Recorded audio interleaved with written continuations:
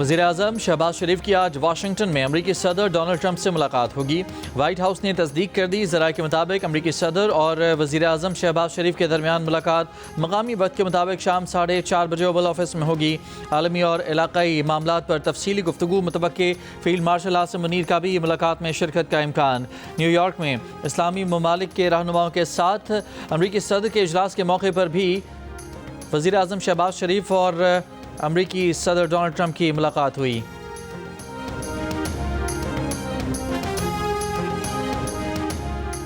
वज़ीर-ए-आज़म शहबाज शरीफ से बांग्लादेश के chief adviser professor Mohammad Yunus की मुलाकात। अक़वाम मुत्तहिदा जनरल असम्बली की साइड लाइन पर होने वाली मुलाकात में पाकिस्तान बांग्लादेश के दो तरफ़ा ताल्लुकात को मज़ीद बेहतर और मजबूत बनाने पर तबादला ख्याल।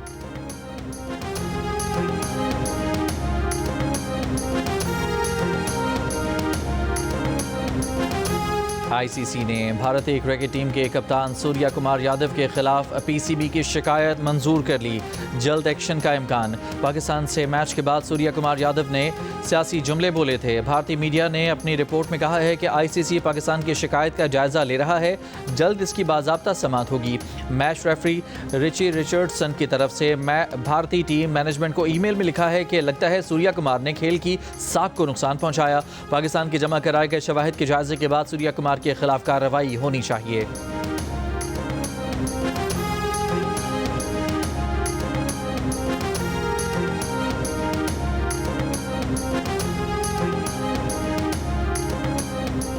हुकूमत पंजाब ने सैलाब नुकसानात के सर्वे के लिए पाक फौज की मदद मांग ली। वफाक ने आइन के आर्टिकल 245 के तहत पंजाब के 27 अजला में सैलाब नुकसानात के सर्वे के लिए फौज की तैनाती के अहकाम जारी कर दिए। सर्वे में जानी और माली नुकसान, फसलों, मवेशियों और इंफ्रास्ट्रक्चर को पहुँचने वाले नुकसानात का तयन किया जाएगा।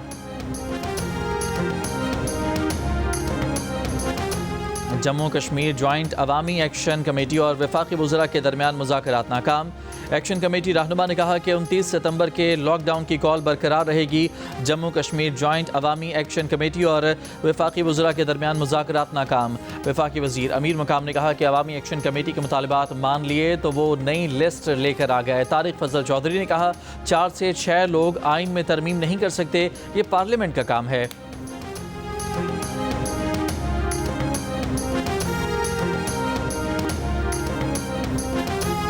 जाफर एक्सप्रेस ट्रेन सर्विस आज भी मनसूख। रेलवे हुकाम के मुताबिक दश्त में पटरी से उतरने वाली जाफर एक्सप्रेस की बोगियों को ट्रैक से हटा दिया गया। धमाके से मुतासरा रेलवे पुल और ट्रैक की मरम्मत का काम जारी है, जो आज मुकम्मल होगा।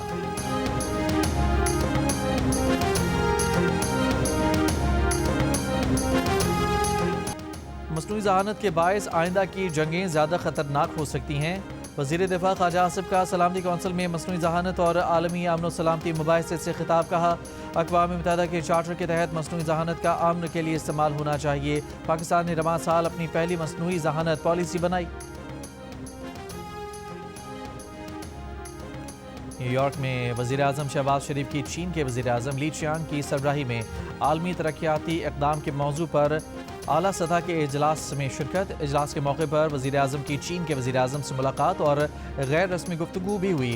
शहबाज शरीफ की श्रीलंका के सदर अनुराकुमारा दिसानाइके से भी मुलाकात। दोनों मुल्कों के दरमियान सकाफती तबादले और दिफाई ताउन समेत मुख्तलिफ उमूर पर बातचीत। वज़ीर-ए-आज़म का श्रीलंका के साथ तमाम शोबों में दो तरफ़ा रवाबित बढ़ाने के अज़्म का अदा। वज़ीर-ए-आज़म ने अक़वाम मुत्तहिदा के सेक्रेटरी जनरल एंटोनियो गुतरेस से भी मुलाकात की।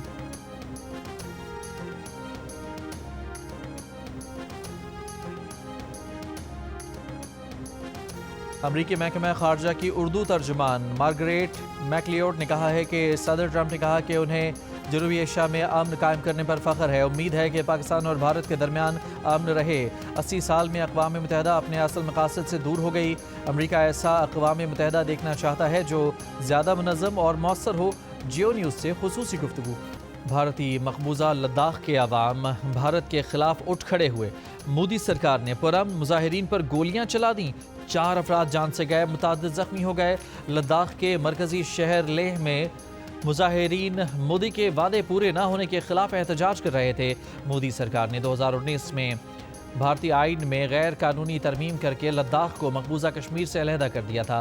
मुजाहिरीन का एहतजाजी मुजाहिरा जारी रखने का ऐलान। ڈیرہ اسماعیل خان کے علاقے درابن میں سیکیورٹی فورسز کا آپریشن، 13 بھارتی اسپانسر دہشت گرد ہلاک، خوارج سے اسلحہ اور گولہ بارود برآمد۔ آئی ایس پی آر کے مطابق ہلاک خوارج دسمبر 2023 میں درابن خودکش دھماکے کی سہولت کاری میں ملوث تھے۔ وزیر اعظم شہباز شریف کی ڈیائی خان میں 13 دہشت گرد ہلاک کرنے پر سیکیورٹی فورسز کی تعریف۔ وفاقی وزیر داخلہ محسن نقوی اور گورنر ان کامران ٹسوری کا ڈیائی خان میں کامیاب آپریشن پر سیکیورٹی فورسز کو خراج تحسین۔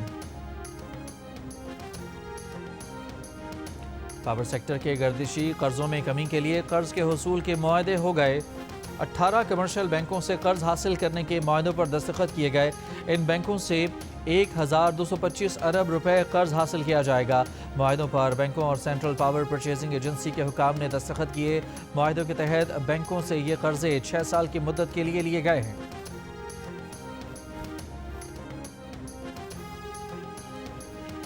اقتصادی رابطہ کمیٹی نے 5 سال پرانی گاڑیوں کی کمرشل درآمد کی اجازت دے دی۔ 5 سال سے کم پرانی گاڑیاں 30 جون 2026 تک درآمد کی جا سکیں گی۔ 5 سال سے کم پرانی گاڑیوں پر 40% ریگولیٹری ڈیوٹی عائد ہوگی، جو اگلے سال سے سالانہ 10% کم کی جائے گی۔ مالی سال 2029-30 تک درآمدی ڈیوٹی بتدریج ختم کر دی جائے گی۔ اسٹیٹ بینک آف پاکستان نے گھر، فلیٹ، پلاٹ کی خریداری اور تعمیر کے لیے میرا گھر میرا آشیانہ اسکیم شروع کی ہے۔ پہلی بار گھر خریدنے والے 20 سے 35 لاکھ روپے تک قرض حاصل کر سکیں گے۔ 20 لاکھ کا قرض 5% اور 35 لاکھ کا قرض 8% شرح سود پر دیا جائے گا۔ قرض کی کوئی پروسیسنگ فیس نہیں ہوگی۔ قرض 20 سال میں واپس لوٹانا ہوگا۔ تمام روایتی اور اسلامی بینک، مائکرو فائنانسنگ بینک اور HBFC یہ قرض فراہم کریں گے۔ کراچی اور حیدرآباد سمیت سندھ میں ہونے والے ضمنی بلدیاتی انتخابات میں پیپلز پارٹی کی واضح برتری۔ غیر سرکاری اور غیر حتمی نتائج کے مطابق کراچی کی 5 میں سے 4 نشستیں پیپلز پارٹی نے جیت لیں، 1 پر جماعت اسلامی کامیاب۔ سندھ کے 11 اضلاع میں چیئرمین، وائس چیئرمین کی 23 نشستوں میں سے 17 نشستوں پر بھی PP کامیاب۔ وزیر اعلیٰ سندھ کی مبارکباد، کہا بلاول بھٹو کی قیادت میں پیپلز پارٹی عوام کی واحد چوائس بن گئی ہے۔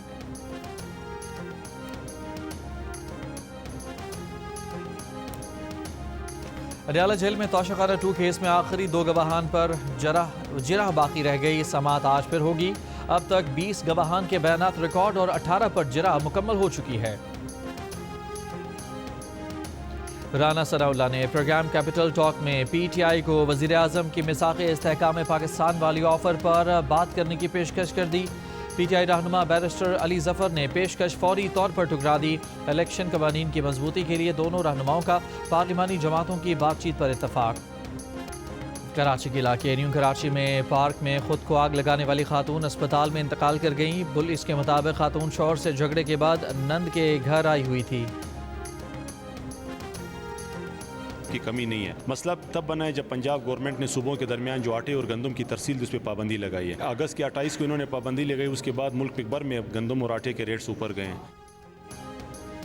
بلوچستان میں آٹے کی قلت کا بحران شدت اختیار کر گیا۔ محکمہ خوراک بلوچستان نے رواں سال گندم کی خریداری نہیں کی اور پرانا سٹاک بھی فروخت کر دیا۔ گزشتہ 3 ہفتوں کے دوران 20 کلو آٹے کے تھیلے کی قیمت 2300 روپے تک پہنچ گئی، جس سے عوام کی مشکلات میں اضافہ ہو گیا۔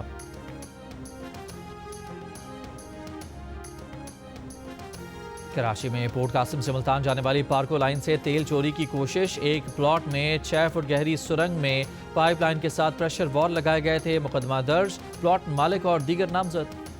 لیاقت پور شیدانی میں نامعلوم افراد نے لڑکی اور لڑکے کو قتل کر دیا۔ پولیس کے مطابق ملزمان نے تیز دھار آلے سے دونوں کو قتل کیا اور فرار ہو گئے۔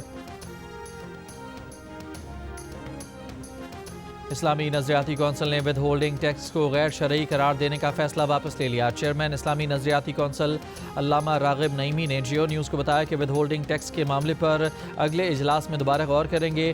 FBR نے ود ہولڈنگ ٹیکس غیر شرعی قرار دینے کے اسلامی نظریاتی کونسل کے فیصلے کو چیلنج کرنے کا اعلان کیا تھا۔ علامہ راغب نعیمی نے بتایا کہ ود ہولڈنگ ٹیکس اجلاس کا آخری ایجنڈا آئٹم تھا۔ کونسل کے متعدد ارکان ود ہولڈنگ ٹیکس کے خلاف تھے، اس لیے نوٹس لینے والے عملے نے سمجھا کہ ود ہولڈنگ ٹیکس کو غیر شرعی قرار دیا گیا ہے۔ اجلاس میں اسلامی نظریاتی کونسل نے انسانی دودھ ذخیرہ کرنے کے اداروں کے قیام کے حق میں رائے دے دی۔ کہا انسانی دودھ ذخیرہ کرنے والے ادارے مخصوص شرائط کے تحت قائم کیے جا سکتے ہیں، لیکن ممکنہ تنازعات سے بچنے کے لیے پہلے لازمی قانون سازی کی جائے۔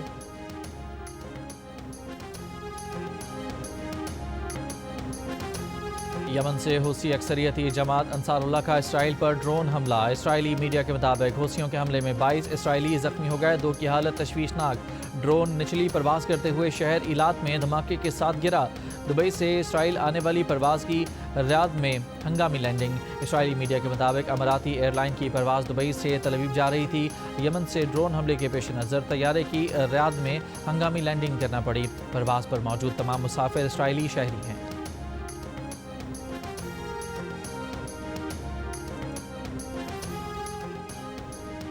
عالمی منظرنامے میں غزہ جنگ بندی کی کوششیں تیز ہوتے ہی غزہ پر اسرائیلی حملوں میں مزید شدت آ گئی۔ عمارتوں، سکولوں، خیموں پر اسرائیلی فوج کی شدید بمباری، مزید 84 فلسطینی شہید۔ اسرائیلی وزیر اعظم کی امریکہ روانگی سے پہلے یرغمالیوں کے اہل خانہ کا احتجاج، تل ابیب کے بین گورین ایئرپورٹ پر جمع ہو کر جنگ بندی کا مطالبہ کیا۔ قطر اور سعودی عرب کا شام کے لیے UNDP کے ساتھ 8 کروڑ 90 لاکھ ڈالرز امداد کا اعلان۔ فنڈز کا مقصد شام میں بنیادی عوامی خدمات کا تسلسل یقینی بنانا ہے۔ قطر اور سعودی فنڈز کے ذریعے سرکاری ملازمین کو تنخواہیں ادا کی جائیں گی۔ مئی میں بھی قطر اور سعودی عرب نے شام کے سرکاری ملازمین کے لیے مالی تعاون کیا تھا۔ اپریل میں دونوں ممالک نے شام کے 1 crore 50 lakh dollars world bank کے واجبات ادا کیے تھے۔